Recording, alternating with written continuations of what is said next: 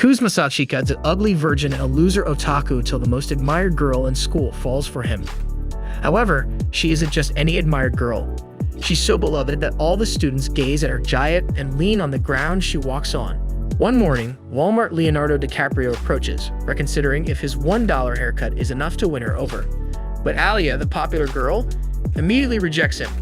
Attempting to save face, he tries to get her phone number, but Alya destroys his ego by bluntly stating she has no interest in him, leaving him speechless. The rest of the school loses any hope of dating her since she just roasted the most sought-after boy in school. Later, Alya arrives in class to find Masachika catching up on sleep. She asks if Masachika stayed up late watching anime. Masachika doesn't react because he's sleeping at his desk. Alya nudges his chair to wake him and questions if he stayed up late watching anime again. He admits to it, but explains he had something important to do afterward. Upon noticing that he did, she scolds him for never learning, as he doesn't sleep well. Masachika explains that the anime ended at 1 a.m. and he discussed it with a friend for 2 hours. She thinks he's out of his mind for doing such a thing, to which he responds that if expressing your passion, regardless of the time or place, defines madness, then he admits he's insane. At that moment, Masachika starts yawning, making Alya blush slightly. When he inquires about what she said, she dismisses it as nothing and mockingly calls him pathetic. Their first class is chemistry, a subject in which they share a strong connection. When Masachika realizes he has forgotten his textbook, he pairs up with Alya to share hers as the teacher conducts the lesson.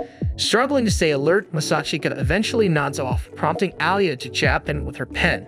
This causes him to raise his hand, and when the teacher calls on him for an answer, Masachika looks to Alya for assistance. She directs him to a response, which he confidently recites, only to be completely incorrect. The teacher then turns to Alya for the right answer, which she provides instantly. Masachika feels utterly betrayed and demands to know why she would set him up like that. Alya claims she was merely pointing to the question number, but Masachika is convinced she's being deceptive, especially with that mischievous grin. She then repeats the word in Russian, catching Masachika off guard. When he asks what she says she calls him an idiot. However, Masachika has a secret. He's understood her Russian all along, and she was actually calling him adorable. This turns his entire world upside down as he tries to decipher her intentions, but she keeps acting clueless. He can understand her because he used to play with a Russian girl during his childhood, yet he never imagined he'd be rizzed by a Russian beauty who is unaware of his comprehension skills. If he confessed his understanding, she'd likely die of embarrassment, and he can't afford the funeral costs. Later, Alya catches Masachika using his phone and reminds him it's only for emergencies, but he brushes her off. Annoyed, Alya grabs the phone to check what he's up to and sees a silver-haired moon goddess on his screen. She returns the phone, irritated, and switches to Russian, mentioning her own silver hair and accusing him of cheating. Masachika understands her and starts to falter, but when he asks for clarification, she calls him a loser. The flustered virgin immediately loses his train of thought and begins to complain about Alya's rudeness in calling him a loser. Alya simply looks away, realizing there's no hope for him. Later, Masachika has lunch with his friends when they see the student council members enter. Alya, Yuki, and Maria, Alya's sister. The boys agree that the Kujo sisters are stunning, but Maria rejects everyone who asks her out, claiming she's already with someone. Alya teases that Takeshi has no chance with Maria because his head resembles a doorknob, prompting Takeshi to accuse her of being smug just because she's friends with Alya. Meanwhile, the girls look for a place to sit. When Yuki notices Masachika's disinterested expression, she asks if they can join them. The boys agree, so the girls sit with them. Yuki notices that Masachika has ramen, just like her, but when she realizes it should have been spicier, she jokes about bringing it up at the student council meeting. Masachika warns her not to mix personal preferences with public issues, but she fondly reassures him she's just joking. At that moment, Alya gives Yuki a disdainful look and asks about their friendship. Yuki explains that they've known each other since childhood, having gone to the same preschool. When Masachika asks if the girls are friends too, Yuki says she'd like to be, but Alya warns her that being friends with her isn't exactly fun. The boys then decide to take their lunch elsewhere, with Takeshi commenting that the girls are too dazzling for their virgin eyes. After shedding the burden, Yuki inches closer to Masachika and inquires if he has given any thought to her suggestion about joining the student council. Masachika responds that he has no plans to join the council. Yuki then tells Alya that Masachika was her vice president in middle school and is highly competent. Alya switches to Russian, remarking that Yuki doesn't need to inform her of that. Later, Yuki bids farewell, and Alya expresses surprise that any girl would want to be friends with them. Masachika points out that Alya is his friend, which astonishes her. She agrees and abruptly walks away, leaving Masachika puzzled. That night, Masachika dreams nostalgically of playing with a blonde Russian girl from his past. Upon waking, he recalls how he was such a simp that he learned Russian just to communicate with her, yet her name escapes him. The next morning, Masachika arrives at class early and cleans up before anyone else shows up. Alya is the first to arrive and sarcastically comments that hell must have frozen over for him to be up so early. Noticing the dirt on her socks, Masachika asks if she stepped in a puddle, but she sits down and explains that a passing truck splashed her with mud. She abruptly shifts the topic and inquires if he will finally join the student council, but he adamantly responds that he would rather eat nails. Alya tries to ask another question but becomes flustered and tells him to forget it. She then starts to take off her socks, causing Masachika's knees to go weak. Noticing his bashfulness, Alya gets a sly idea and instructs Masachika to fetch a spare sock from her locker. Reluctantly, Masachika agrees, but when she asks him to put it on her, he hesitates. Alya insists it would be a small reward for his help. Switching to Russian, she adds it's for her benefit too. Masachika begins to wonder if she's just using him to vent her frustrations. When he asks what she said, she claims she called him a coward. Determined, Masachika grabs her foot and follows her request. Alya starts to panic, saying she wasn't ready, but Masachika urges her to stay still. Later, Alya gives him the cold shoulder. Trying to make amends, he approaches her to apologize, but she calls him a foot fetish in Russian. She then says she's not angry and apologizes for kicking him. When she checks if he's okay, he deflects and thanks her for the glimpse of heaven. Alya, utterly mortified, punches him before bolting away. He pursues her through the school corridors, and after a chaotic chase lasting about 10 minutes, she finally relents. Masachika, realizing he had overstepped, apologizes and presents her favorite drink as a gesture of reconciliation, a red bean soup. Touched by his thoughtfulness, Alya switches to Russian and offers him a sip. Masachika freezes, comprehending that she is suggesting an indirect kiss. As usual, she changes her words in translation, assuming he doesn't understand a single word she says, and laughs softly to herself. He screams in his head, saying that he understands all of it. A few days go by until one afternoon, Yuki calls out to Masachika and asks him to help her tidy up the council room. He reluctantly agrees as his idle nature isn't accustomed to physical work, but he meets up with her nonetheless. They start chatting when suddenly Alya emerges from behind some boxes, looking quite irritated at the sight of Yuki and Masachika's closeness. He quickly realizes that Yuki orchestrated this entire situation to mess with him, knowing Alya likes him. They continue cleaning with Yuki chatting away while Alya appears increasingly annoyed and tells Masachika to focus more on the task at hand. Yuki senses the perfect moment, excuses herself, and leaves. Masachika then hears Alya mutter in Russian that she, too, wants some attention. She keeps telling him to come closer in Russian, smugly thinking she's throwing herself at him while he remains clueless. Meanwhile, Masachika wonders about the boldness of such thoughts. Fortunately for him, they finish the remaining work quickly, and just as he is about to leave, the door opens. A tall senior walks in, surprised to see the room already clean. Yuki tells him that Masachika helped, and he thanks Masachika, introducing himself as Kenzaki, the president of the student council. He informs Masachika that he has heard a great deal about him from both Alya and Yuki. Masachika starts feeling uneasy and decides to leave, but Kenzaki stops him, stating that since Masachika helped them after school, he will buy him dinner tonight. Masachika courteously declines the offer, insisting he was merely assisting friends. Before he can leave, though, Yuki interjects and tells him he should accept the offer since he would have to cook for himself at home anyway. Kenzaki ultimately makes the decision for them and also invites both Yuki and Alya to join them for dinner later that evening. They'd all head to a diner and sit down, with Kenzaki again expressing his gratitude to Masachika for his help with the council work. Yuki mentions that Masachika is quite adept at physical tasks, completing them swiftly, and is also a skilled negotiator. Kenzaki immediately recognizes his talent and offers him a position on the student council.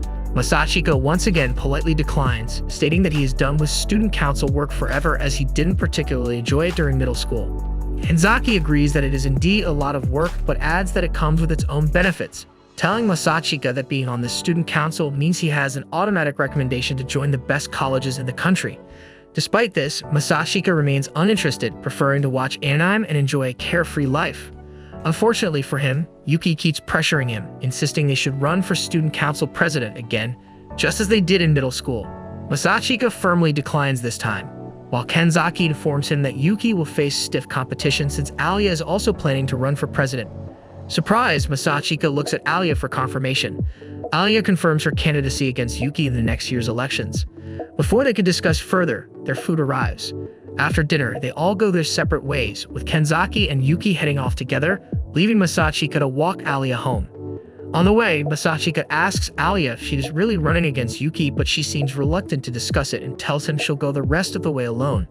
Masashika says goodbye and heads home, only to find Yuki sprawled on the couch reading a romance novel. It turns out that Yuki is actually Masashika's real sister, but she pretends to be his love interest to make Alya jealous and want him more. He tells her he doesn't need her help and goes to sleep. The next morning, he is woken up by his annoying sister once again. This bothersome brat drives Masashika all the way to a mall for a good breakfast, but then she insists he watch a movie with her. When he refuses, they head to a nearby clothing store, where he notices a change in Yuki's behavior. Curious, he asks her about it, and she explains that she noticed Alya following them and decided to stop acting like his sister. As he ponders what to do, Yuki moves towards Alya and greets her warmly. Alya, quite embarrassed, pretends she just happened to be shopping for clothes and ran into them by chance. The bratty sister asks Alya if she has had lunch yet, mentioning they were about to go to a restaurant and inviting her along. She then inquires if Alya likes spicy food. Poor Alya has only had mildly spicy curry and claims she is fine with spices. Yuki tells her they are going to a ramen place known for its spicy food and invites her to join. Masashika decides to be honest and warns Alya that the ramen there isn't just normally spicy. It's insanely spicy enough to feel like lava is coming out of anyone's ass. Alya suspects that Masashika is trying to distance her from spending time alone with Yuki, so she decides to join them anyway. They head to the ramen restaurant, which terrifies Alya as she has never seen such a sinister-looking place before. Masashika warns Alya that she's making a mistake, but she remains resolute and enters with them. Soon, they each order a bowl of ramen. Alya notices that Yuki is dressed quite boyishly today. Seizing the opportunity, Yuki tells Alya that she was in bed with Masashika this morning and borrowed one of his shirts for the day. Masashika spits out the water he was drinking while Alya glares at him. He tries to explain that Yuki had just jumped on his bed while he was sleeping, but Alya doesn't believe him for a second. Thankfully, the ramen arrives just in time, shocking Alya as she has never seen something so red and spicy. Yuki and Masashika seem unfazed as Yuki tells them to dig in before the noodles get soggy. Determined not to be left behind, Alya grabs her chopsticks, cools the noodles down a bit, and quickly gulps them down. The spice hits her instantly, but she pretends to be completely fine. Masashika and Yuki start eating and don't find the spice overwhelming if they are used to it. However, Masashika hears Alya mumbling in Russian about how insanely hot it is and gets worried, asking her to stop eating so they can get something else for her. Alya mentions that she enjoys the heat immensely, even as Masashika notices her eyes watering and hears her pleading for help in Russian. Before he can respond, Yuki inquires about Alya's opinion of the dish. When Alya says she enjoys it, Yuki gives her the hot sauce. Masashika advises Alya against it, but determined not to back down, she adds a small amount of sauce to her noodles and takes another bite. This time she screams uncontrollably and dashes out of the restaurant. Masashika follows her to a nearby park and checks if she's okay. Alya insists she is fine, but when Masashika offers to get her some ice cream, she eagerly agrees. He buys her a triple scoop, which she enjoys far more than the fiery ramen. As she eats, Masashika asks why she wants to become the council president. Her mood soars and she curtly replies that she just wants to try.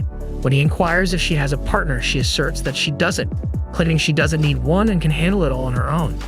He explains to her that it doesn't work that way, as she needs someone to run for vice president with her. She responds that she will find a random person and put their name down in the register, thinking it will suffice. Under her breath, she mutters in Russian that she wants him to be her partner. Finishing her ice cream, she asks Masashika if he has any plans, as she wants his help shopping for clothes. Masashika agrees, claiming they are friends, which surprises her a bit as she wonders if he pities her, thinking she doesn't stand a chance against Yuki. Determined to impress him with her fashion sense, she angrily heads into the changing room but gets cold feet. Masashika immediately compliments her, saying the dress makes her look even prettier than usual. This leaves her stunned as she quietly closes the curtains and starts panicking, while Masashika also feels embarrassed by his own words. Alya decides to keep going and starts changing into different dresses. He compliments each dress, making her feel even better. She finally decides to try something more revealing and opens the curtains to pose, only to find that Yuki has also arrived. She quickly retreats and shuts the curtains, feeling embarrassed and wanting to crawl into a hole.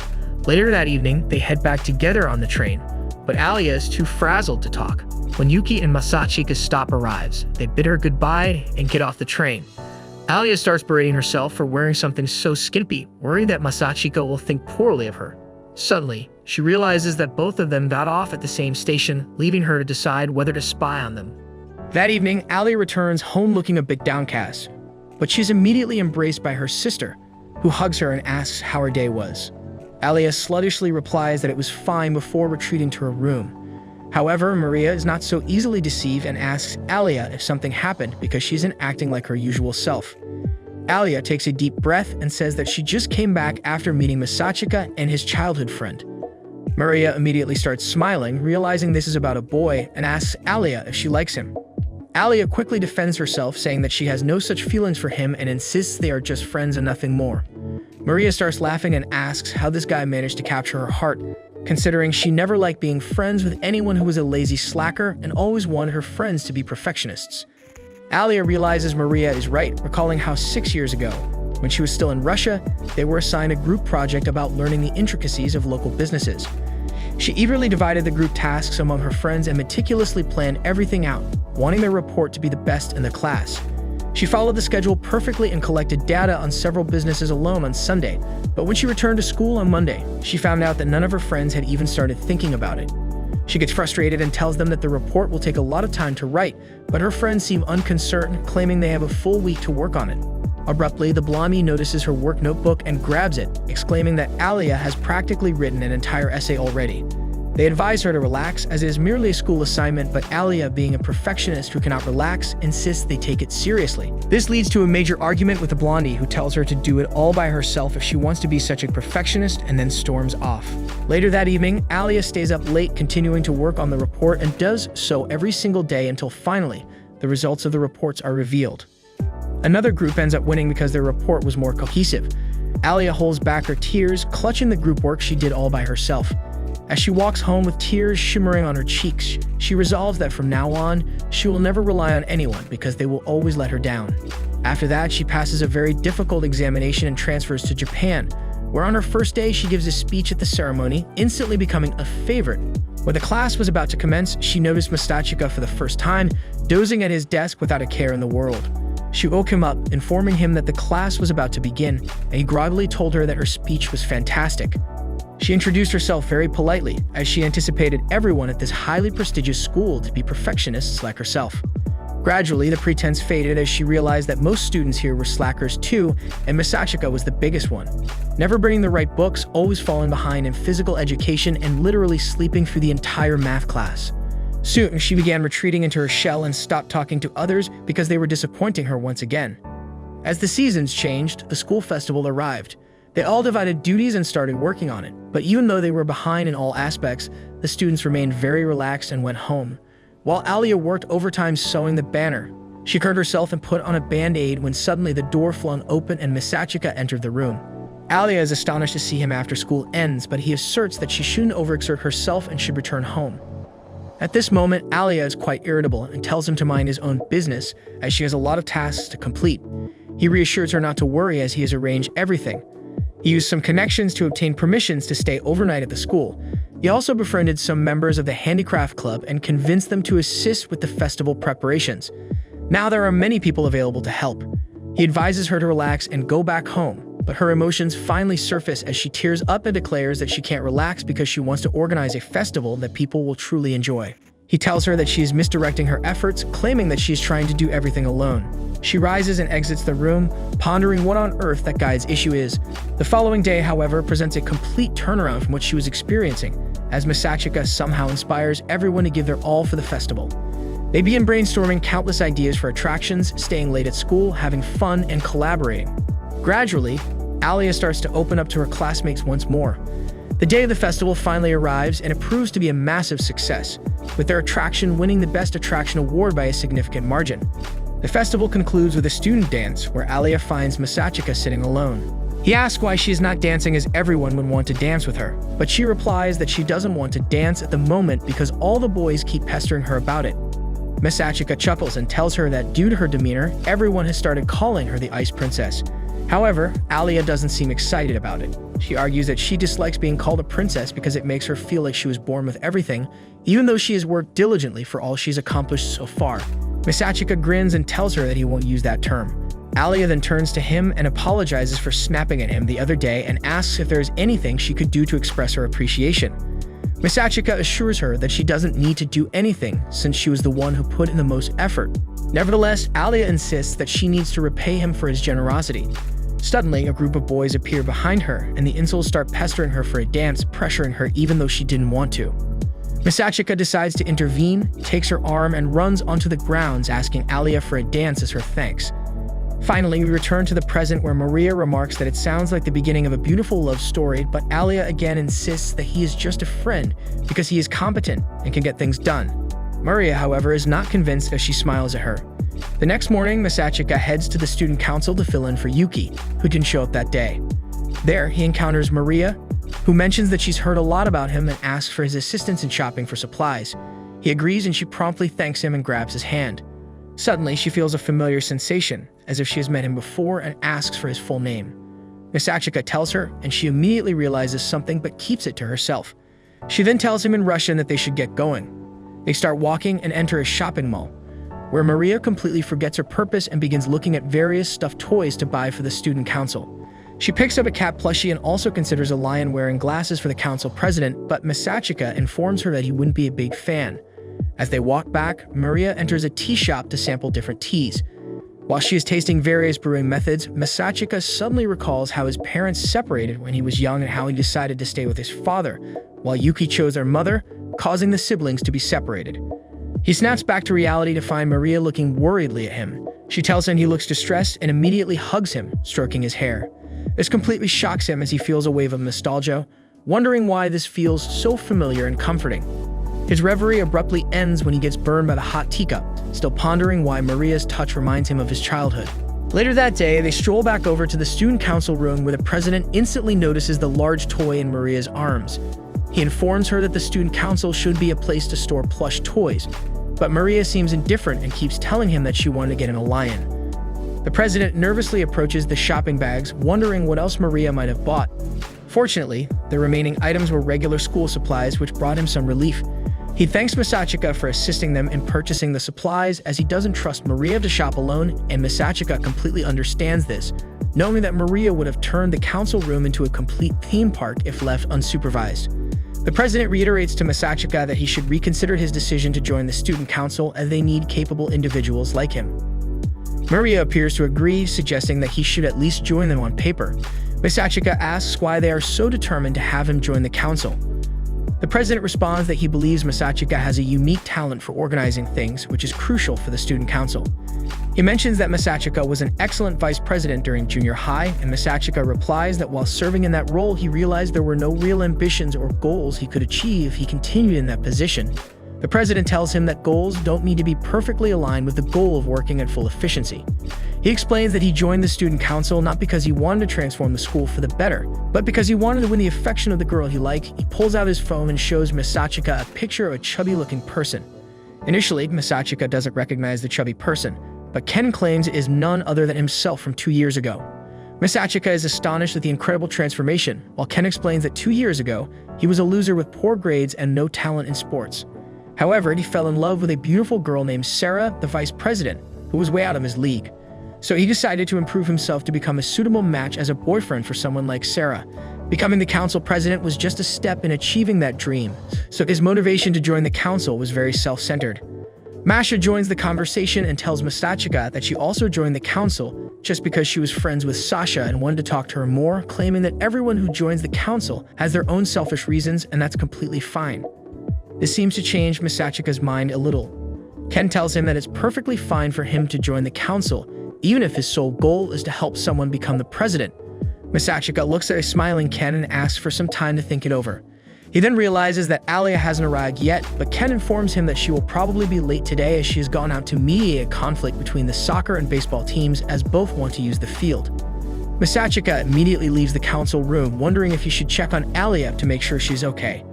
Meanwhile, Alya is not faring very well as both the soccer and baseball teams are at odds, exchanging insults like in a Call of Duty lobby. When Alya asks them to speak politely, she attempts to suggest using a smaller field by the river, but neither team is willing to go there. They start arguing again, ignoring Alya's pleas. She realizes that she has always worked alone and, as a result, has no idea how to handle people or get them to listen to her. Tears begin to roll down her cheeks as she questions her suitability for the student council. At the same time, Misachika arrives and overhears the heated argument. Although Alya has failed to mediate, Hughes thinks it is a valuable experience for her and is about to leave when he hears her call out for help in Russian, which only he understands. He decides to step in, introducing himself as the student council member in charge of general affairs. Alya looks surprised but relieved to see him as he quickly takes control of the situation. He declares that since the baseball team has fewer members, they will move to the smaller riverside field, but in return, the soccer team members will help move their equipment. Initially, both teams are uncertain about this compromise, but the soccer team managers volunteered to help the baseball team, and the sight of a few willing helpers soon softens the baseball team. They eventually agree to the compromise. Later that evening, both Misachika and Alya start walking back while Misachika apologizes for intruding on her matters. She responds that she appreciates his involvement in her affairs and asks if he knew the managers would decide to help the baseball team. Misachika smiles and reveals that the captain of the baseball team is currently dating the manager of the football team, which is why he stayed quiet, as he wanted to support his girlfriend. Meanwhile, the manager was confused about what to do since she knew the soccer team's demands were excessive. Misachika explains that he simply offered them a compromise that both the baseball captain and the manager would accept, and the plan succeeded. Alya looks at him, impressed by his perceptiveness, when they run into Ken, who asks if everything got sorted out. Misachika immediately realizes that Ken orchestrated everything from the beginning as he asks Misachika for his decision about the council. Misachika takes a deep breath and tells him that he is ready to join the student council, which shocks Alya. Ken tells him to come to the council immediately to get his joining form. Later that night, as they start walking back, Alya asks Misachika if he is joining the council to help Yuki become the new president. Misachika asks what she would do if he decided to help her. Alya takes a deep breath and tells him that she won't back down and will fight against him to become the new president. This makes Misachika smile, and he tells her that he has decided to help her become the new president instead of Yuki. This catches Alya off guard, while Misachika promises that he will help her become the president of the council no matter what, and offers her his hand. Alya wipes away her tears and takes his hand before smiling at him, causing his heart to feel something he hasn't felt since he met that blonde girl in his childhood. Suddenly, Alya twists his hand, asking if he was thinking about another girl right now, making Misachika sweat as he wonders what to say. She asks if he was thinking about Yuki, and he immediately denies it, but she thinks he's lying and delivers a hard slap, knocking him to the floor. She then walks up to him and helps him back to his feet before they start walking together. When they finally reach Alya's apartment and the time to say goodbye comes, Alya asks if his cheek is still hurting. He claims it's just stinging a little and that he should be fine since he has experience with getting pepper sprayed by girls. Alya decides to relieve some of the pain by walking up to him and planting a light kiss on his cheek, making him blush as she walks away, claiming it was just a friendly kiss. Misachika can't believe what just happened as he stands there blankly, wondering why this Russian girl is playing with his heart like this. Misachika was worried that he might have said something silly or cheesy in front of someone he wanted to impress, but he was sure that Alya had said she loved him. This made him wonder if the things she said in Russian were serious and not just jokes. Alya had seemed very sincere when she said it that day.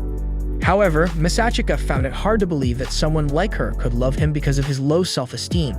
He preferred to think that Alya had just gotten caught up in the moment. He imagined her later screaming into her pillow out of embarrassment.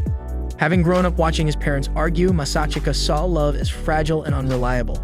He had promised to stay by Alya's side, but still felt guilty for leaving his sister to carry the family name alone. When he got home, he noticed Yuki's shoes at the entrance, even though she had said she wouldn't be home. He went to the bathroom and found the door open with Yuki undressed inside. She screamed and called him a pervert, but Misachika suspected she had done it on purpose. She later admitted it was intentional because they had never had that typical brother walks in on sister moment, and she thought it was something every pair of siblings should experience at least once. Misachika told her that it only made sense in her otaku fantasies, but Yuki was determined to play out the scene. Yuki was determined to carry out her scene to the end, even looking at an imaginary camera to take that fan service photo. Masachika grumbled, but Yuki ignored him and explained that this was payback for a prank she had played earlier. Masachika warned her that he didn't want his reward to involve seeing her undressed. Yuki insisted he had peeked, but he said seeing everything at once wasn't exciting and that a true expert would take a quick glance after the initial shock. Surprised by his comment, Yuki composed herself and agreed with him, but she still wanted to know if he had looked. Feeling cornered, Masachika admitted he had glanced at her milkers, which led to round 2 of their playful argument. Later, in Masachika's room, Yuki asked if he had finally decided to join the student council. He admitted he had, but said he would support Alya for president. This upset Yuki, making her feel like she was losing her brother to the Russian girl. She couldn't understand why she wasn't enough to keep her brother's attention or if Alya had some charm she didn't know about. Masachika asked his sister to be less explicit in her descriptions, but Yuki kept teasing him. She joked about whether he wanted to be the first to hunk her, but then remembered something from elementary school. The mood turned serious as Yuki recalled a day during a game of tag when they collided and Masachika accidentally touched something she shouldn't have. Masachika was amazed that he hadn't knocked the wind out of Yuki, considering she had asthma, though today she seemed healthy enough not to even catch a cold. Masachika remembered that his sister, Yuki, used to be quieter. When he brought it up, Yuki panicked and told him to be kind to her instead of criticizing what she did or didn't do when she was younger. She handed him her hairbrush, and he brushed her hair without complaining while apologizing for supporting Alya for student council president instead of her. However, Yuki didn't mind and actually liked the idea of having a sibling rivalry like in stories. Still feeling guilty, Masachika reassured her that he still cared about her. Yuki had no doubts about it. Although they were now rivals, Yuki made it clear she was willing to forgive him if he changed his mind about supporting Alya. Masachika felt uneasy when his sister called it betrayal, but promised he wouldn't abandon his Russian friend. On the other hand, Yuki was confident that her brother would eventually change his mind. After saying goodbye, Yuki left his room, feeling disappointed that she wasn't the one to inspire him, but she pretended not to care as much in front of him. However, she didn't like losing. The next morning, Masachika woke up wondering if he had hurt his sister during their conversation the previous day. Knowing that Yuki was emotionally fragile, he planned to make it up to her for not supporting her. But Yuki seemed fine even playing a prank on him, though she got stuck under the bed while doing it. Instead of helping her out, Masachika decided to smother her and end her life once and for all. Later, Alya is lost in thought, eagerly anticipating the arrival of the boy she likes. When a man enters the room, she gets startled, thinking it might be Masachika. She tries to stay calm and act normal, but is briefly scared again when Masachika actually arrives. She quickly pretends to be unfazed, hiding her true feelings. However, it's becoming harder for her to ignore the special glow she sees around him. When Masachika sits down at the table and chats with his friends, he seems unusually upbeat. The Russian girl wonders why he didn't come in yawning like he usually does.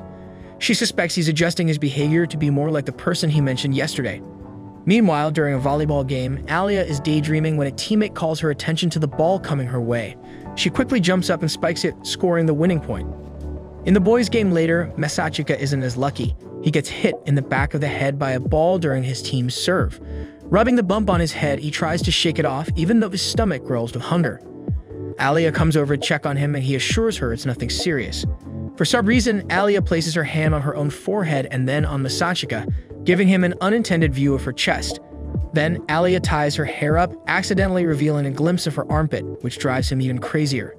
Alya asks why he's acting strangely, and he pretends everything is fine. She then suggests he drinks some water, which he does with her by his side. Just like Alya, Masachika is finding it hard to stop staring at his friend, trying his best to hide his true feelings as he takes a big gulp of water amidst it all. Maria meets a guy who's gazing at the clouds. He talks about the blue sky and everything around it, but deep down he's only thinking about how much he likes gym uniforms after today. Maria asks if he has a towel to dry off in the water fountain, but he prefers to let the sun do the job.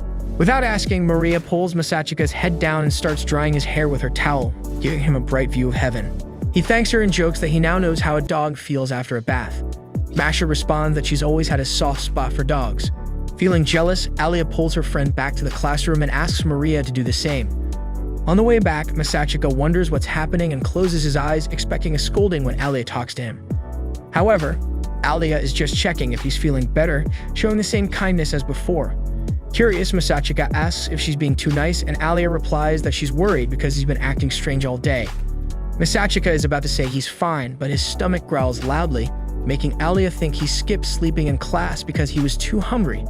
Masachika explains that he actually slept well last night, which makes Alya furious because she hardly slept, thinking about what he said while he slept peacefully.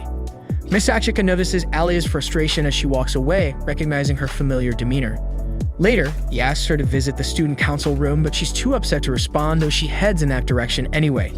He follows quietly, and when they arrive, he's surprised to see the soccer and baseball players behaving like soldiers outside the room. Confused, Misachika enters and comes face to face with Chizaki Sarashina, who's holding a bamboo sword. He tries to back out, but Chizaki stops him and explains that she was angry, mistaking him for the rowdy athletes she's been dealing with.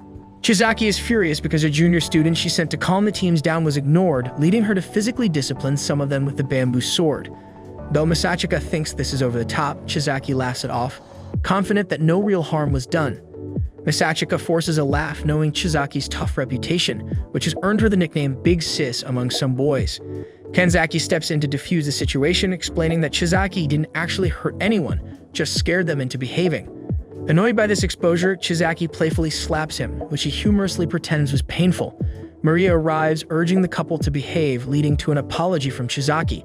Chizaki, still feeling guilty, promises to control her strength, while Kenzaki jokingly offers to be her punching bag if needed. The couple shares a tender moment, leaving Misachika bewildered by how quickly the situation turned romantic.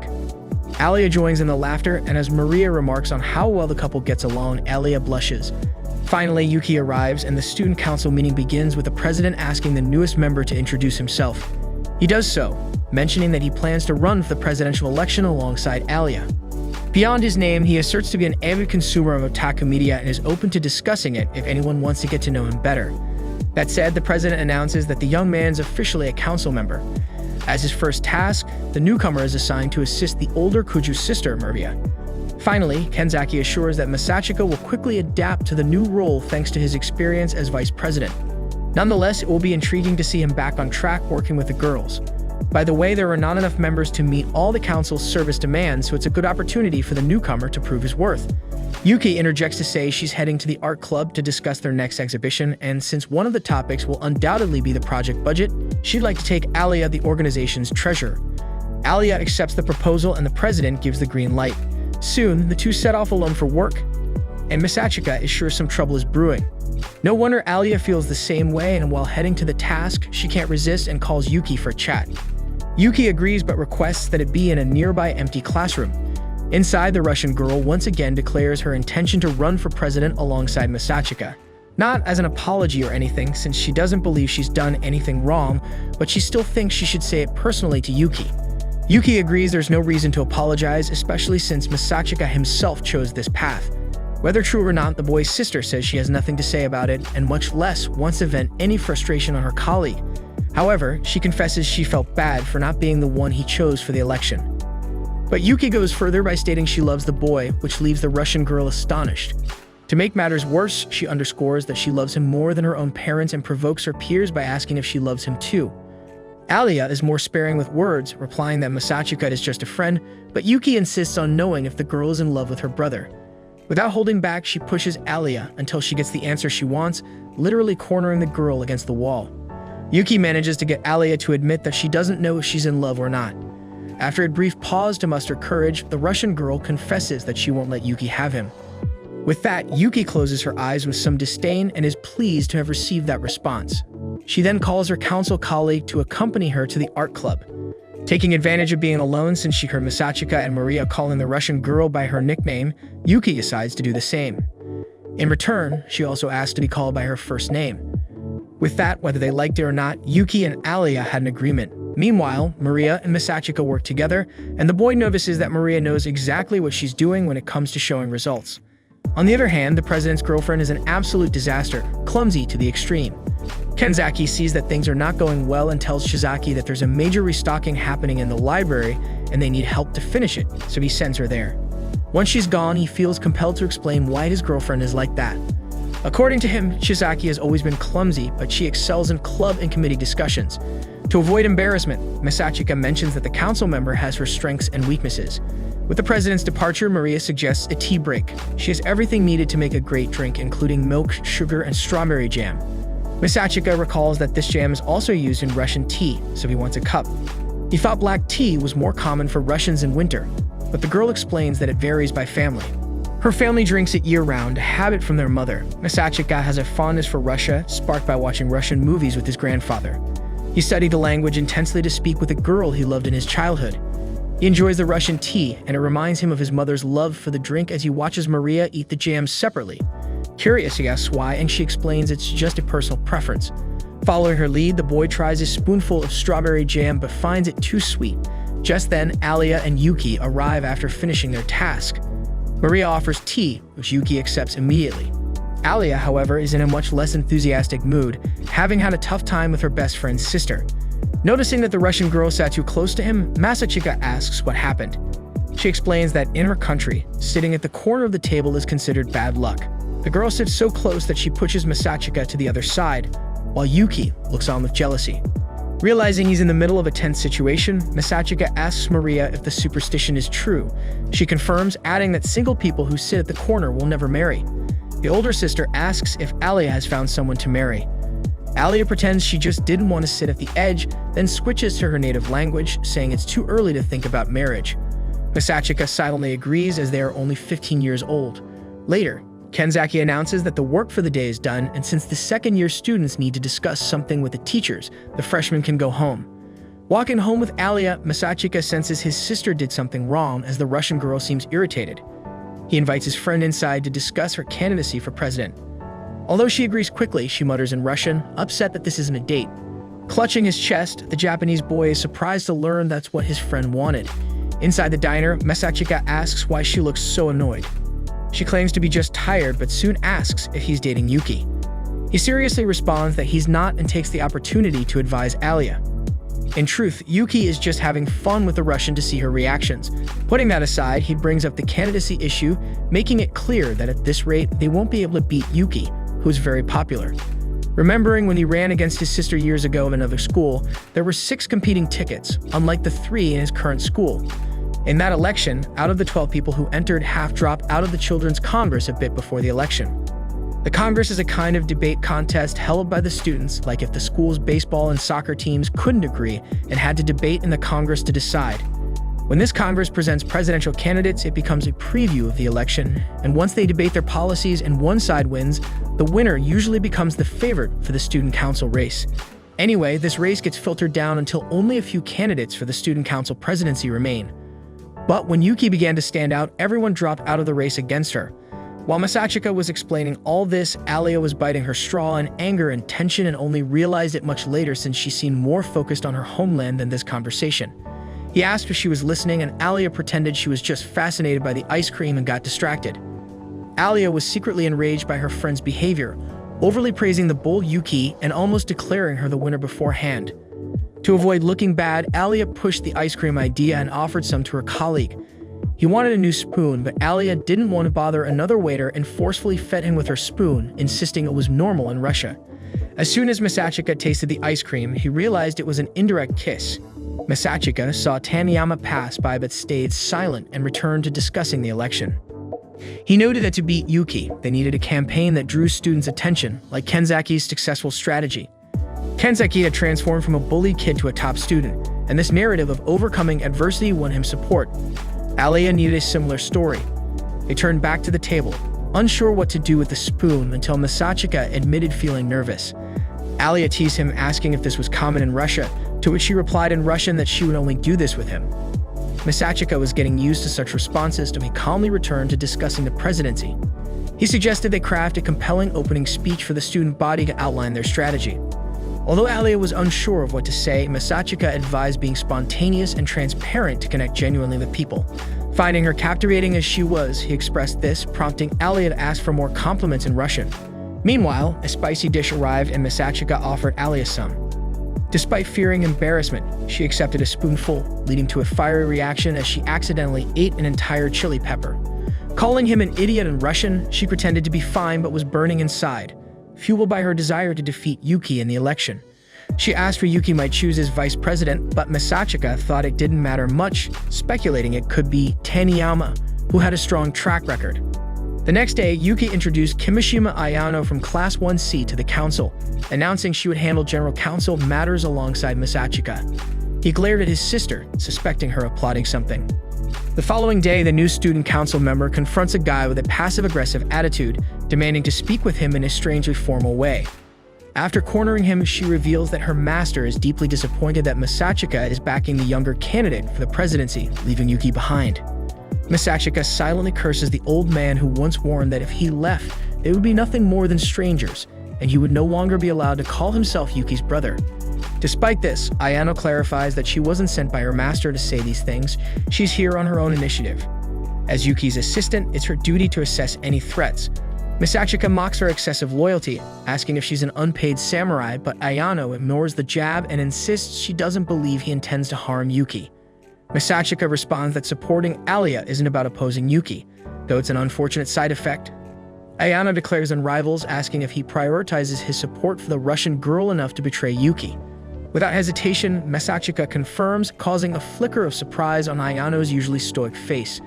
Showing his resolve, Masachika adds that he vowed to do everything in his power to make Alya the student council president. Ayano speculates that this might be because he has special feelings for Alya, but he denies it, saying he's doing it simply because he wants to. He asks the old man's servant to tell him not to trouble Yuki and to speak directly to him instead. Ayano understands the rival's perspective and asks if she can trust that Masachika's feelings for Yuki remain unchanged. He confirms they haven't wavered, and she thanks him before leaving. Masachika realizes his sister is deeply upset by the situation.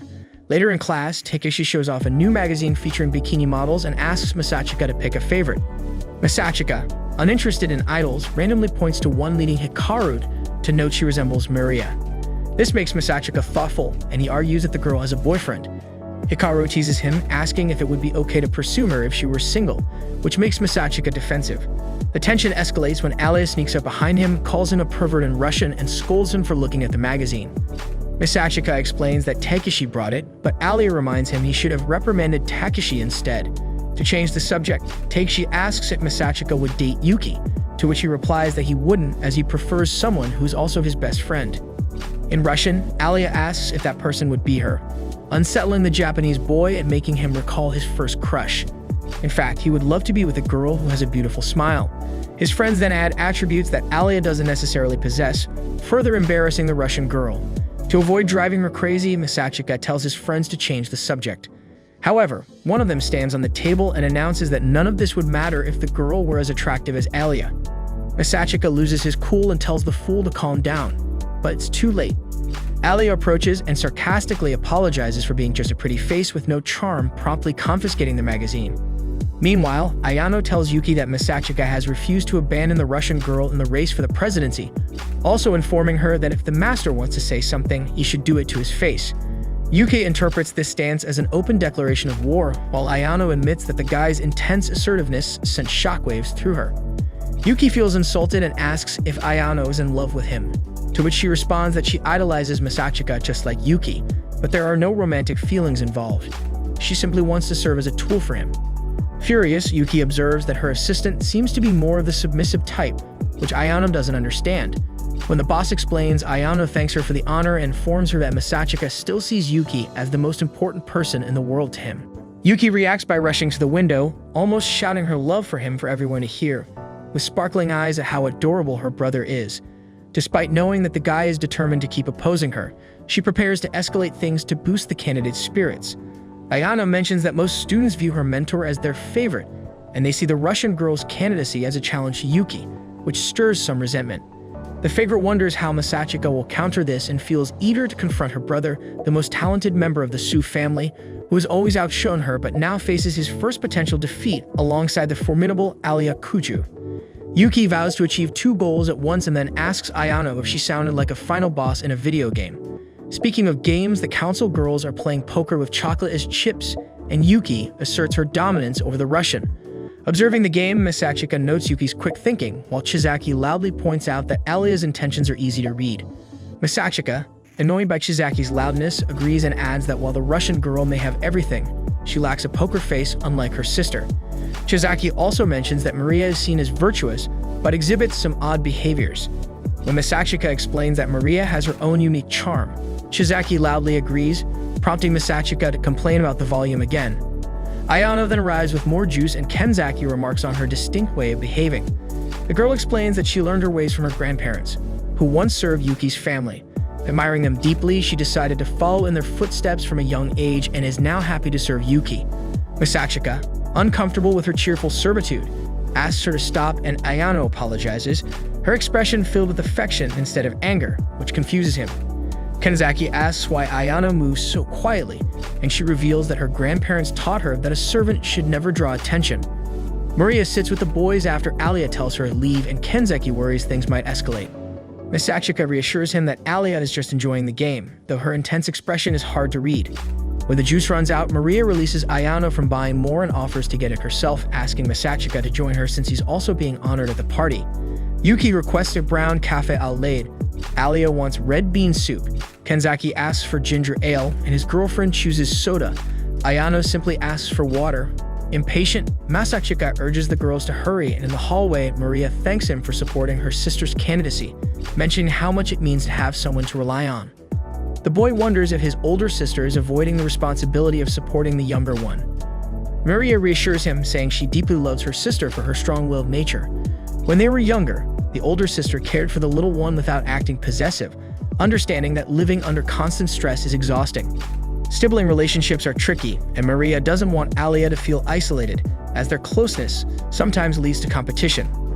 Misachika understands this but can't feel inferior to Yuki, who openly shows her love and admiration for him. He tells Maria she seems like a caring sister, and she agrees but asks him to keep their conversation private. Misachika agrees, knowing Maria has a good reason for secrecy, unlike him, who plays the lazy role so no one relies on him. Maria gently strokes his hair, assuring him he's doing his best, which makes him feel warm inside despite his embarrassment. Later, after the meeting, Alya is approached by Taniyama Sayaka from Class F, who bluntly tells her she should be ashamed for taking the running mate Yuki had in mind, assuming it was just to spite her rival. Alya feels uneasy when the stranger implies she might have done something dishonest just to secure Misachika's support for president. Despite this, Sayaka remains firm, saying it doesn't matter how Alya manages it. What matters is that she dragged a lazy guy onto her team just to annoy the competition. As Misachika passes by and notices the rising tension, he steps in. Alya explains that the strange girl is accusing her of using him just to provoke Yuki, but Misachika clarifies that he joined Alya's campaign of his own accord. Sayaka, however, remains skeptical, questioning his motives since he had been slacking off for so long. Misachika admits he was slacking but insists he volunteered willingly, and Yuki accepted without issue. He then demands an apology from Sayaka for insulting Alya. Instead, Sayaka challenges Misachika to the student congress, stirring excitement in the crowd. She asserts that someone like Misachika doesn't belong on the student council, especially not as vice president, and even calls Alya a puppet. Taking offense, Alya joins the confrontation, and Sayaka boldly declares she will defeat them both in debate. The following morning, Misachika and Alya approach the council president to disclose their encounter with Taniyama, leaving the president puzzled. He remarks that Taniyama is a well-respected and intelligent student, suggesting that outmaneuvering her in these debates would be challenging.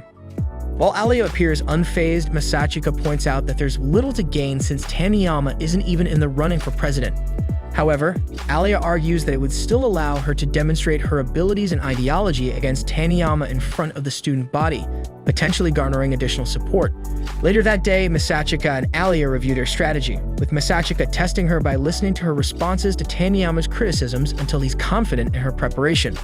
Just before leaving, Alya asks if Taniyama dislikes Misachika, but he gazes into the distance and replies that he believes they mutually respect each other and hold no grudges. In fact, she was a close friend of Misachika during middle school, which surprises Alya. She then asks why Taniyama would turn against Misachika, and he explains that Taniyama likely views him as simply trying to stir up trouble in the elections. From Taniyama's perspective, Misachika is abandoning Yuki at her peak to support another candidate without any apparent reason other than to create obstacles for Yuki and make the election more interesting, which Taniyama disapproves of. The next morning, as they walk toward the auditorium, they are approached by a Gen Z girl named Nono, who is a friend of Taniyama. She seems familiar with Misachika already and advises them to relax before walking ahead. Alya isn't too fond of the way she presents herself, but Misachika insists that she's quite popular among the students, giving her words significant influence. Alya understands that someone with connections could indeed pose a threat, but Misachika advises her not to worry about that and to concentrate on the debate first. The auditorium soon fills up with students from every class, all buzzing with rumors about the election.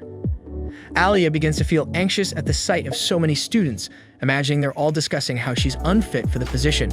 She quickly spirals into thoughts about how she's never formed a meaningful connection with anyone, but Masachika snaps her out of it, urging her to relax. He reminds her that her true opponent today isn't Taniyama, but the ideal version of herself she wants to become. He tells her to take it easy, assuring her that if anything goes wrong, he'll handle it. This calms her down a bit, and soon they all take their positions as the debate begins. Kenzaki introduces both sides and asks the opposition for their perspective. Taniyama promptly steps up to the podium and, instead of targeting Alya, directs her focus on Masachika. She argues that the current student council members are chosen solely by the president and vice president, which opens the door to corruption, nepotism, and favoritism. She claims that students who have never accomplished anything, who get average grades and aren't good at sports, suddenly become members of the student council, elevating them above students who have worked tirelessly to achieve something. She continues, stating that student council members should be selected based on their grades and extracurricular performance by the teachers themselves to eliminate lazy slackers who do nothing but cause problems for everyone. This greatly impresses everyone as the entire student body applauds while Kenzaki invites Alya to counter these arguments. Alya confidently approaches the podium and begins presenting her perspective. She explains that the school takes pride in student self-governance because it demonstrates that the students here are mature enough to handle themselves. Furthermore, if Taniyama believes that the student council requires teachers' assistance for something as simple as selecting its members, it suggests she lacks confidence and doesn't think she can manage it on her own. Besides, academic grades aren't everything, as everyone has their own strengths and weaknesses.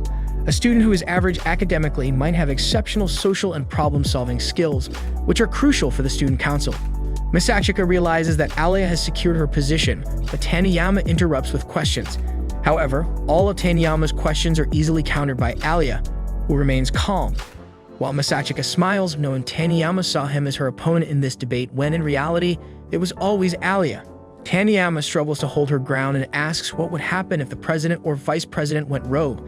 But before Alya can respond, some students start causing a commotion, labeling Alya as an outsider and claiming that Taniyama is better suited for the council. This disrupts Alya's focus, making her forget her response. Masachika realizes that this is Nano's doing as she planted these students, and the trick has worked by shaking Alya's confidence. Taniyama pressures Alya to answer the question. Just as Alya is about to completely break down, she feels Masachika's hand on her back as he takes the microphone and claims that Alya seems to have lost her voice because she was deep-throating hot dogs last night. He asserts that he will continue the discussion, but rather than addressing the issues, he immediately launches into a stand-up comedy act and mercilessly mocks the poor president for no apparent reason. He insists that if the decision of who joins the student council were left to the teachers, who would choose the top students, Kenzaki would never have become president because his grades were terrible and he was an overweight loser in his first year. However, since the student council values passion and talent, Kenzaki managed to overcome his weight issues and became the president that everyone admires today. With that, he drops the mic, and everyone looks at Taniyama for her response, but she doesn't want to be mocked, so she runs away, followed by Alya. Alya catches up to her later, only to find her crying. It turns out that Taniyama had been rooting for Masachika and Yuki to get together all this time, but suddenly Alya appeared and Masachika left Yuki as if it were nothing. This made her very upset because she always believed Yuki was the best since Yuki defeated her in the middle school presidential elections.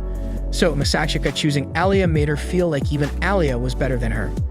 Alya understands her feelings but advises her to seek help from a psychologist.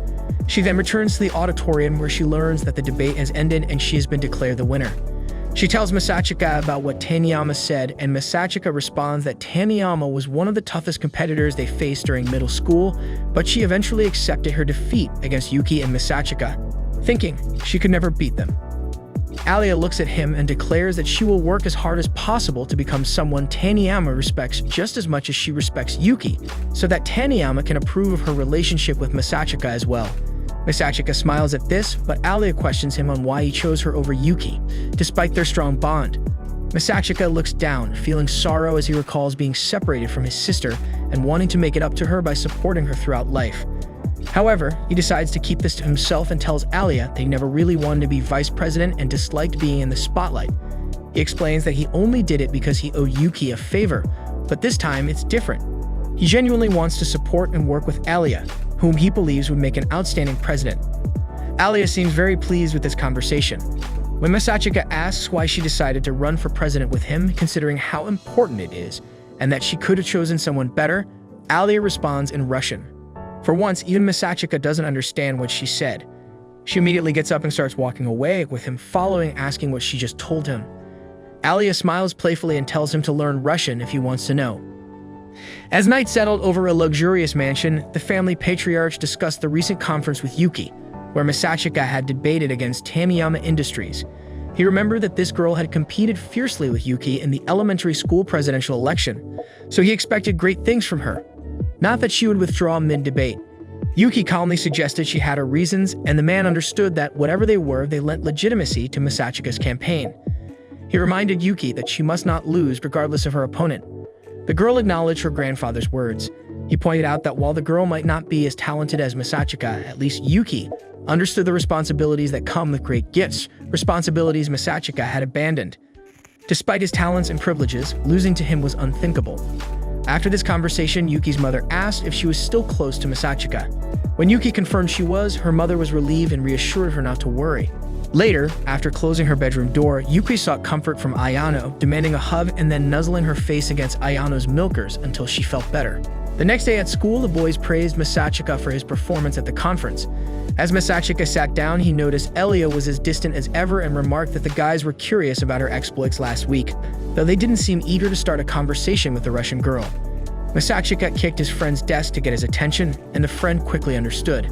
The friend then asked Kuju if she had written her own speech, to which she responded, a bit surprised that she had. Impressed, the boy praised her skills. Soon, the others joined the conversation, but two of them insulted Taniyama for leaving the debate early. Upset, Alya stood up and left.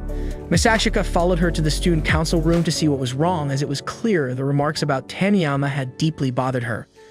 Alya turned around, ready to defend her debate opponent, but Misachika interrupted, saying they both knew why she had done it, and that they had done nothing wrong. They had competed fairly. He assured her there was no need to worry about what others said. Although Alya understood, she felt their victory was hollow since their opponents had simply given up. Misachika pointed out that if the goal was to help the girl recover, their victory at the conference would be meaningless. He conceded that what truly mattered was doing the right thing. Alya then expressed her desire to help Taniyama, gaining Misachika's support. He argued that it was better to address the issue now rather than delaying it, as it would lead to a smoother closing ceremony. Despite this, Alya was still worried about causing trouble for him. Misachika reassured her that he was by her side no matter what, which deeply touched her. Just then, he noticed the office chair swaying and realized someone was hiding under the desk. Kanzaki and his girlfriend had squeezed into the space, hoping to avoid detection, but they accidentally gave themselves away. Misachika thought it seemed like a scene from a romantic comedy, but decided to act as if he hadn't seen anything. However, another awkward moment unfolded as Alya stepped forward, forcing Misachika to distract her quickly. Left with no choice, he ordered Chizaki and the student council president to come out of hiding, making them promise that everyone would pretend nothing happened. Afterward, Misachika and Alya left the room, with Alya so embarrassed she quickly made an excuse and hurried away. Meanwhile, in Nono's classroom, she chatted with her friends about fashion while they all stared at their phones. Misachika, feeling out of place, rolled his eyes. One of Nono's friends invited her to a party on Sunday, but she hesitated because of upcoming exams. Despite this, she jokingly confirmed her attendance. Noticing Misachika watching, she called out to him, and he, embarrassed, decided to meet her in a vacant room to avoid drawing attention. Once there, she teased him, saying he didn't need to make such a big deal about asking her out. Surprised, Misachika asked if she actually wanted that.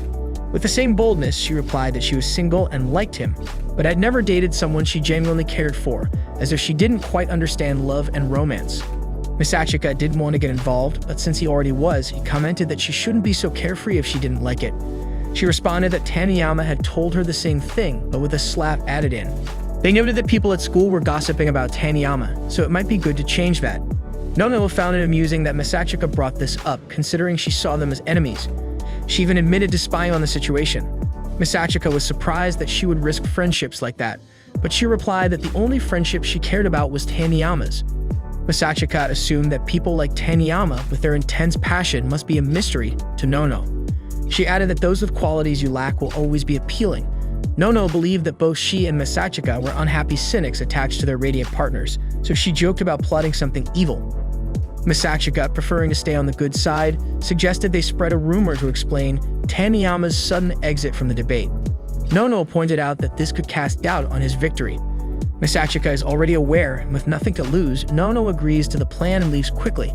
Suddenly, Ayano enters with Yuki, startling him. Yuki accuses her brother of getting close to Nono, their enemy, and admits they were eavesdropping. Misachika, not convinced, asks for the real reason. Yuki confesses she was faking a secret meeting, unaware a real one was happening. To make things worse, Alya appears, frowning as she sees Misachika talking to their opponents. Misachika asks her not to jump to conclusions, but Alya, pretending all is well, leaves upset, muttering in Russian. Yuki teases Misachika, saying it's typical of someone trying to deliver a thank you meal, but instead exposing a dark secret. Misachika tells her to stop imagining cliché scenes. In a flashback, Taniyama saw Nono with a different boy and confronted her. Nono, dismissive, said he was her new boyfriend. Taniyama slapped her, saying she should value herself more. Remembering this, Nono touches her face, thinking Taniyama was too angry. Back in the classroom, Nono spreads a rumor that Taniyama left the debate because she was mad after finding out Nono had planted spies in the audience. In another classroom, Misachika tries to explain to Alya that he bumped into Yuki and Ayano by coincidence, but she doesn't seem convinced, pretending to be pleased about the three childhood friends being so close. Tired of the tension, Misachika changes the topic and invites her to study with him after class.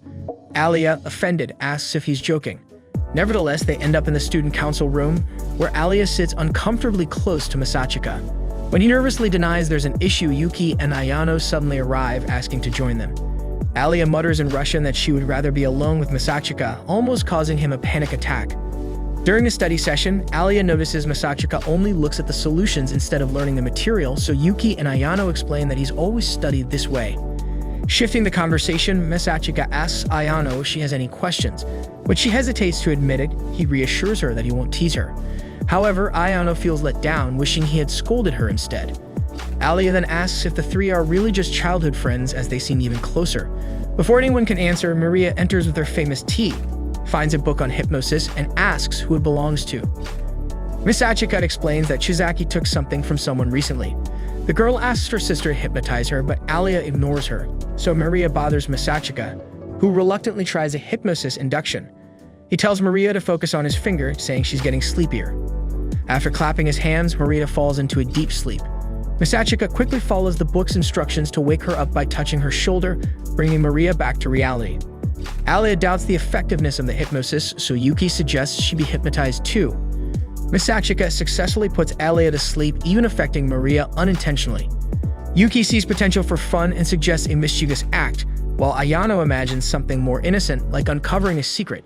Ignoring Ayano, Yuki induces the girls to become flirtatious. Maria pulls Alya and Misachika onto her lap, frustrating Yuki, because she didn't expect Maria to take charge. When Alya starts to undress, Misachika taps her shoulder to stop her, but it doesn't work. Just then, Shizaki enters, sees the situation, and quickly slaps the hypnotized girls awake, then prepares to punish Misachika for what he witnessed. After all the chaos with hypnosis, a Russian-Japanese girl, and death threats, all Misachika wanted was some quiet at home to study. However, he couldn't focus because Brain Hazard, the hottest anime, was about to drop its latest episode. He tried to push it out of his mind and focus, but it wasn't working. A glance at the clock showed the episode was already out, and he found himself torn between fun and responsibility. Just then, Alya called for no particular reason. Teasing, he asked if she missed hearing his voice, and she replied in Russian, asking what was wrong with that. Hearing this, Misachika could only imagine collapsing to the floor. She knew he tended to act silly when alone, so she asked if he was managing to study. He admitted he was struggling to focus and asked how she stayed sharp in moments like this. To motivate him, Alya suggested a bet. If he placed in the top 30 on their exams, she'd do anything he wanted. If not, she would get her own request.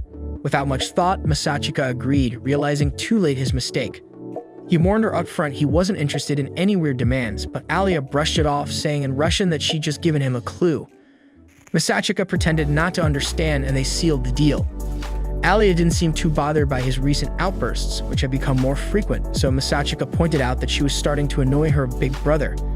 Alya quickly reminded him they were the same age, but Misachika countered by noting that her birthday was on November 7th and his was on April 9th, making him technically older. After saying this, Misachika noticed Alya's enthusiasm fading, so he awkwardly said goodbye. As he hung up, he realized Alya had sensed he was losing focus and wondered if they were developing some sort of mental connection. In reality, Alya had called because she was scared after watching a horror movie, but didn't want to admit it. What upset her more was learning Masachika's birthday had passed without him mentioning it, and something he said hurt her feelings. 5 days later, Masachika praised her exam results, but she responded coolly. To lighten the mood, he invited her to chat about the graduation ceremony on the way home. As they walked, Masachika found it strange that Alya hadn't flirted with him in Russian since the call. Curious, he asked why she was acting differently. Alya admitted she hadn't hidden her feelings well, but Masachika reassured her she had done a good job concealing them, though he had still noticed. Seizing the moment, Alya asked if he cared enough to pay such close attention, and he assured her that he did, as she was an important partner. Masachika's words softened her mood, causing her cheeks to flush. She needed reassurance that she mattered, and she still wondered why he hadn't invited her to his birthday. Gathering her courage, she asked. Masachika clarified that he hadn't had a party, assuming birthday celebrations were more of a Russian tradition, since he hadn't celebrated since elementary school. Seizing the chance, he asked if Alya really wanted to celebrate with him. She defensively explained that in Russia, not inviting someone meant they didn't care about them anymore. Though Masachika was skeptical, he invited her to a belated celebration to show their friendship mattered. The next day, they planned a party 3 months late and met up in town. Masachika was hot but preferred it to wearing his long-sleeve uniform. Alya mentioned the student council president was working on cooler uniforms, and Masachika noticed the stares they were getting. He realized Alya's beauty attracted attention and commented on it. She replied that it was the price of being attractive. He imagined she got approached often, and indeed, Alya said she did, usually responding in Russian until they gave up. Masachika was relieved she didn't fall for any flirtations, but she teased him, saying his possessive attitude almost made them seem like a couple. Masachika admitted that he tended to act like that on dates, which embarrassed Alya when she realized she was on a date with a boy she liked. She commented in Russian that it was her first time, though Masachika wasn't sure if she meant with him or in general. They soon arrived at a usually expensive restaurant offering great lunch deals. Inside, Masachika briefly explained the graduation ceremony. Student council president candidates presented their goals, followed by running mates supporting them. Though no formal vote occurred, audience applause determined the favorite. Alya asked if a candidate could receive no applause, and Masachika confirmed it was possible, expecting Yuki to receive more due to her popularity. Their strategy was to close the gap, though Alya thought it too defensive. Masachika preferred they speak first, as the first speaker often gets a quieter reaction. Alya disliked the idea and shot him a glare, so he joked about playing dirty. This softened her mood, and Masachika reassured her that Yuki wouldn't stoop to that, unlike Nono. Alya asks what he means, but their food arrives just in time, shifting their focus to celebrating the belated birthday. Soon, Alya suspects her running mate started the Miami rumor, but he claims it was her idea. Regardless, it buried the issue with Taniyama, along with the Congress results, which Alya regrets. She thanks her friend for supporting her, flustering Masachika. Alya, speaking Japanese for the first time, teases him for looking cute when embarrassed and feeds him a piece of meat. Others tense up, expecting a big moment, but Masachika eats casually, noticing Alya using the same fork without concern. After dinner, Alya gives him a mug, and he jokes it looks like a couple's item. She admits it's a matching set, with hers already at home, leaving Masachika flustered but composed. Back at school, they wait for a meeting, and Kenzaki suggests a new summer uniform. Maria makes tea and tells Ayano to relax. Kanaki announces the uniforms will be ready after summer, planning a surprise reveal. Yuki supports the idea, and the president credits Sarashina, who returns his affection, drawing them into their own little world. Maria awkwardly serves Masachika tea, and he senses she's still uneasy about the hypnosis incident. Just then, Kanzaki's parents arrive, signaling the start of their meeting. Maria offers to wash the dishes, and Masachika helps. While working, he apologizes for the hypnosis, but Maria reminds him it was her idea. She asks what she did while hypnotized, and Masachika says she pulled him and Alya in, stroking their heads. Relieved it wasn't worse, she teases him about watching them under hypnosis. To punish him, she pinches his cheeks. Her mom calls her for the meeting, leaving Masachika to finish the dishes. Back in the student council room, Yuki takes advantage of their alone time to talk. Before that, Masachika mentions he'll pick up his grandfather. Yuki hugs him, saying she's been lonely and wants attention. Masachika plays along until his grandfather calls to say he's arrived. Meeting him at the entrance, Masachika jokes about his white suit, to which his grandfather laughs, saying he forgot the sunglasses to complete the look. He explains he spent his pension on the outfit for today. Later, the grandfather inquires if Kuru is too occupied to visit today, and Masachika explains that he was recently assigned to the Japanese embassy in England. Amid this idle gossip, Alya arrives and is promptly caught off guard by Masachika's grandfather. The boy clarifies that this eccentric man has a fascination with Russia, while attempting to keep him under control beside the girl. Alya's mother finally introduces herself as Kuju Akimi and mentions that her daughter frequently talks about the boy at home. Embarrassed, Masachika hopes it's all positive things until he realizes his grandfather has vanished. The old man had wandered off to propose to the Russian girl on behalf of Masachika, asking her to marry him and join the family, forcing Masachika to rein in the old man's antics. Alya's mother also playfully teases her daughter about the marriage conversation. After the gathering, Masachika encounters a woman named Yumi, sparking a deep memory from his childhood. When greeted by Masachika's grandfather, she responds by calling him her father-in-law. Thrown back into a childhood memory, Masachika is racing to show Yumi the top score he got on a test, and she enthusiastically praises the boy. One day, during a stunning piano performance, Masachika receives excited applause from the whole audience, but Yumi appears strangely uneasy. This made the young Masachika realize that his performance wasn't enough to impress her, so he started practicing even more diligently. However, contrary to what he anticipated, Yumi grew irritated with the constant sound of piano music filling the house and told him to stop. With tears in his eyes, young Masachika stopped immediately, speechless. At that moment, he awakens from the nightmare, only to find himself with a cold. The doorbell rings, and when he goes to answer it, he finds Alya standing there. She had learned from Yuki that her friend was sick and had come to bring medicine at Yuki's request. Masachika reflects that his eccentric sister could have given him a heads up, but now Alya is in front of him asking to come in. Masachika replies that just the medicine is enough, practically pushing her away, but she insists that Yuki asked her to take care of him. Faced with this, Masachika imagines that his sister is trying to pull others into her otaku fantasies until Alya admits in Russian that she's lying about only coming because of Yuki's request. He lets her into the house, and as she stands nervously at the door to his room, Masachika tells her to relax, but she irritably responds in Russian that everything feels a bit new to her. She adds that the room smells like a boy.